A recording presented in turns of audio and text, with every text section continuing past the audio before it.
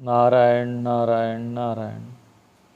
श्री बजरंग बाण दिव्यास्त्र प्रयोग हेतु कुछ श्रद्धालुओं के प्रश्न आए हुए हैं,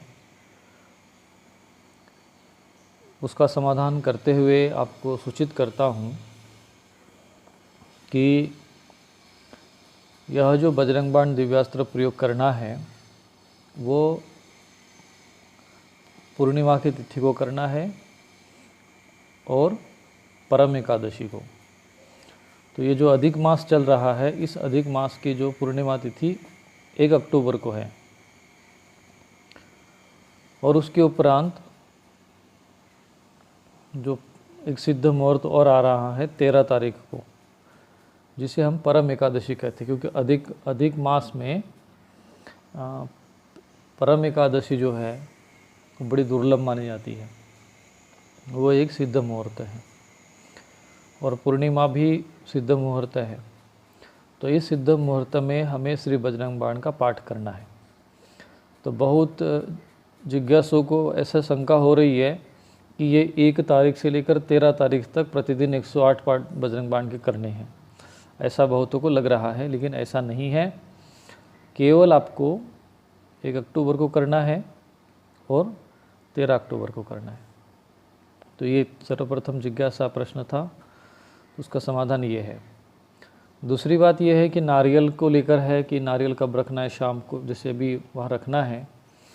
तो पानी वाला नारियल आता है गिला हुआ, उसको आप छील लीजिएगा।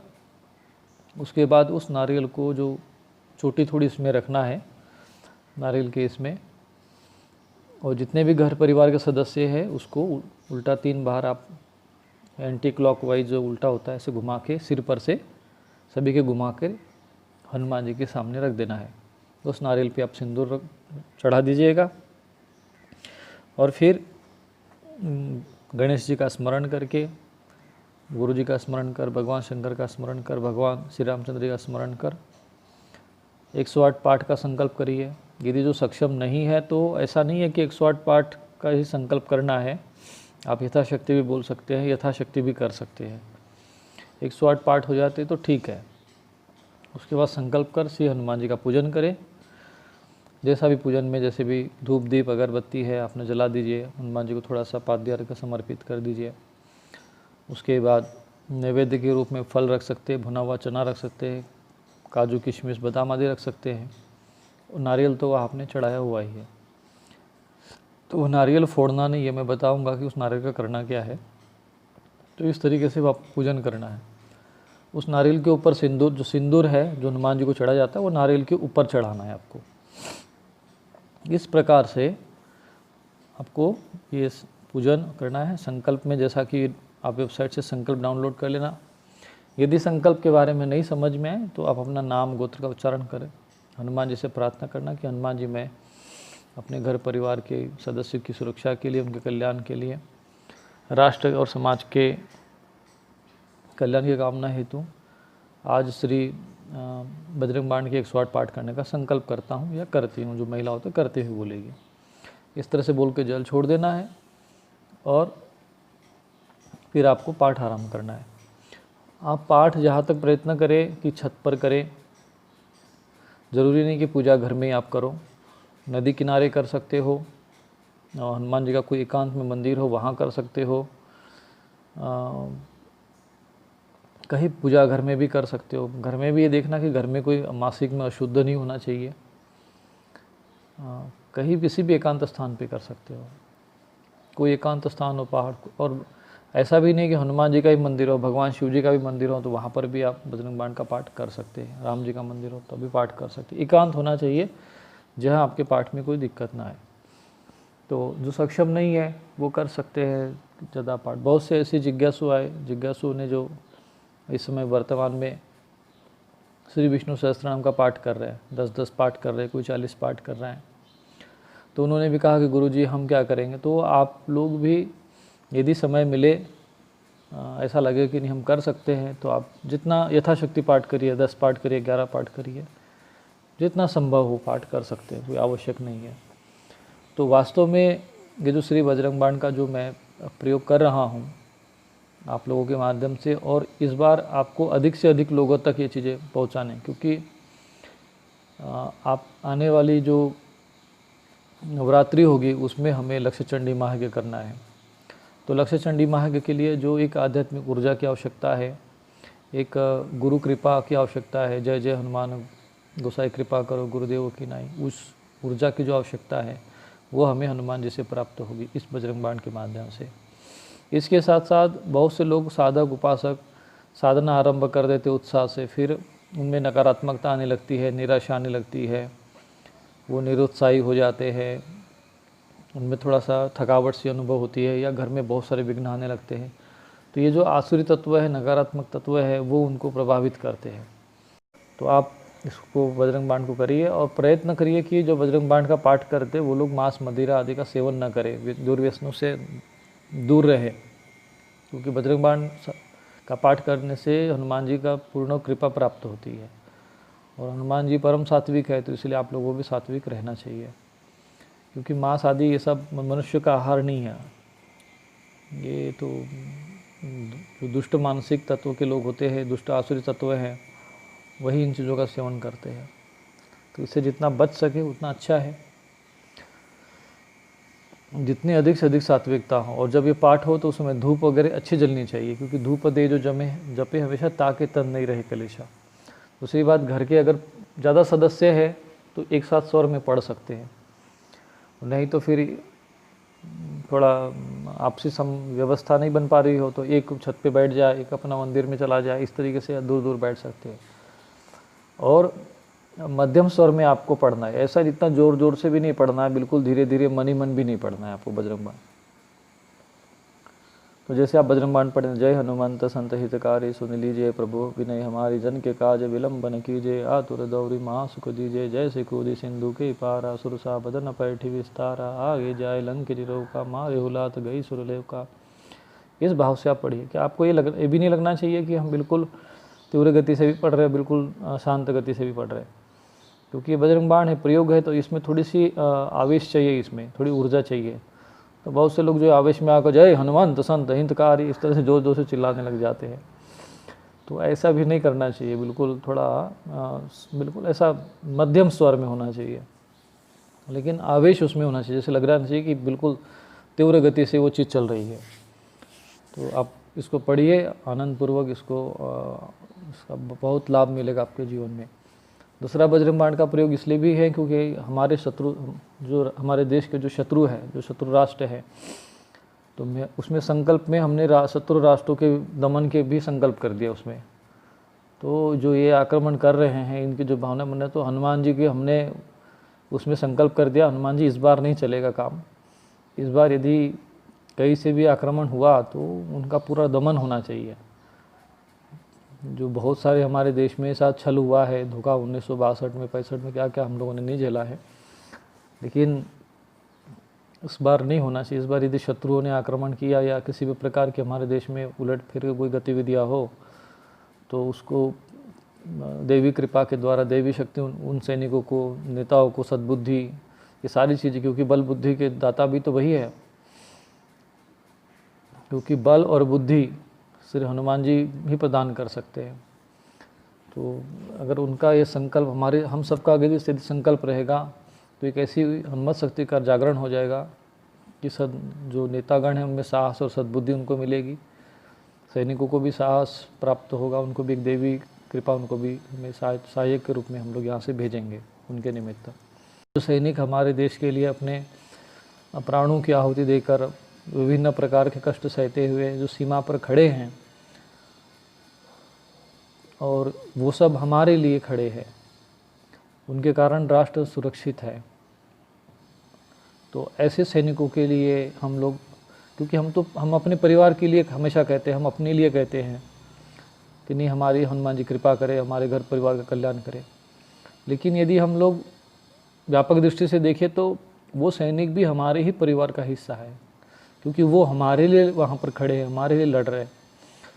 तो हमारा भी उनके लिए कोई दायित्व बनता है कि जब हम पूजा पाठ करें, भगवान की भक्ति करें, कोई इस प्रकार के प्रयोग करें, तो उसमें उन सैनिकों के लिए भी जो है संकल्प होना चाहिए कि हाँ उनको सुरक्षा जो भी कर रहे हैं हमारे लिए, क्योंकि वो भी हमारे परिवार का भाग है और हम राष्ट्र के रूप में हम एक परिवार है। जैसे एक घर एक परिवार होता है, राष्ट्र भी एक परिवार है। तो इस समय की परिस्थितियाँ ऐसी ही है, क्योंकि शत्रु राष्ट्रों की गिद्ध दृष्टि हमारे देश पर तो हमेशा से पड़ी है, लेकिन इस बार कुछ ज़्यादा ही लग रही है। तो उनका भी दमन हो, ऐसा संकल्प हमने उसमें सूक्ष्म रूप से बजरंग बाण में किया है। इसीलिए मैंने इस बार कहा है आप लोगों से, पहली बार आप लोगों से निवेदन किया है कि आप इस संदेश को अधिक से अधिक लोगों तक पहुंचा दो। और मेरा एक भाव है, मेरे मन में एक संकल्पना है कि कम से कम 1 करोड़ इसके पाठ हो, मतलब 1 लाख भी यदि अगर हम लोग साधक हम लोग बैठ गए और 1 करोड़ यदि क्योंकि 1 लाख गुणा 100 यानी 1 करोड़ हो जाएगा। तो 1 करोड़ यदि पाठ हुए तो हनुमान जी की वो शक्ति प्रकट होगी ना कि जो भी हमारे देश पर, हमारे सनातन धर्म पर कुदृष्टि रखे हुए हैं, उनकी जो वो गति होगी ना कि आप कल्पना नहीं कर सकते हो। तो इसलिए ये आवश्यक है कि इसको अधिक से अधिक लोगों को प्रेरित करना है, बल्कि जो हनुमान मंदिर वगैरह जो भी हो। तो आपको ये पाठ 2 दिन करना है, 1 अक्टूबर को करना है और 13 अक्टूबर को करना है। ऐसा नहीं कि आप 1 अक्टूबर से शुरू करो तो 13 अक्टूबर तक करते रहो। यदि आप करना चाहो तो कोई मना नहीं है, ये तो बहुत ही अच्छी बात हो जाएगी। तो ये 2 दिन आप करना है। फिर उसके बाद 17 अक्टूबर से लक्ष्य चंडी महायज्ञ का भी हमें पाठ करना है। नवरात्रि में दुर्गा सप्तशती का पाठ करना है। तो उसके लिए भी जो एक ऊर्जा चाहिए, उसके लिए जो एक सुरक्षा कवच चाहिए, वो भी श्री बजरंग बाण पाठ से निर्मित हो जाएगा। तो ऐसे ही जब जब भी सिद्ध मुहूर्त आएंगे तो मैं आप लोगों को कोई न कोई साधना उपासना बराबर बताता रहूँगा।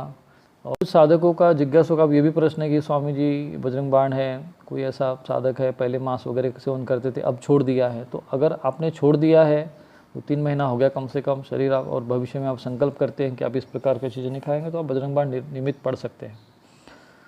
और बजरंग बाण केवल विशिष्ट अवसरों पर ही ज़्यादा अधिक मात्रा में पढ़ना, हर रोज़ नहीं पढ़ना। हर रोज़ केवल 1 बार पाठ सुबह और 1 शाम को, इतना पर्याप्त है। इससे ज़्यादा बजरंग बाण नहीं करना। कभी 11 पाठ करने का मन करे तो मंगलवार को कर लो, और अधिक पाठ करना है, 100 पाठ करना है, ये जो भी करना हो तो अधिक, और कम से कम आप जैसे सिद्ध मुहूर्त थे उस समय कर सकते हैं। अनुष्ठान के रूप में करना है तो मंदिर में एकांत में करना चाहिए। घर में ये अनुष्ठान बजरंग बाण का नहीं करना चाहिए। आप कहीं भी बजरंग बाण बैठ कर एक बजरंग बाण की सिद्धि करिए, फिर घर में आकर एक पाठ प्रतिदिन करते रहिए। ऐसे ही जिन लोगों ने विष्णु सहस्त्र नाम का पाठ किया है प्रतिदिन, तो वो 10 पाठ कर रहे, 40 पाठ कर रहे। अब जो लोग विष्णु सहस्त्र नाम को पाठ करते हैं उनके लिए अब सहज हो गया है, तो आप वो प्रतिदिन 1 पाठ कर सकते हैं। तो वो निरंतरता बनी रहनी चाहिए। जो चीज़ हम सिद्ध करें उसको छोड़ना नहीं चाहिए, उसको प्रतिदिन करते रहना चाहिए। चाहे भले ही आपको 1 बार बोलो, 2 बार बोलो, कोई मंत्र भी आपने सिद्ध करके रखा है तो दिन में 1-2 बार उसको याद कर लेना चाहिए, ताकि वो कंठस्थ रहे, हमेशा भूले नहीं। और उसके साथ जो हमारा संबंध है, निरंतरता जो है वो बिल्कुल जुड़ी रहे। इसलिए ये प्रतिदिन का भी क्रम बना के रखना चाहिए।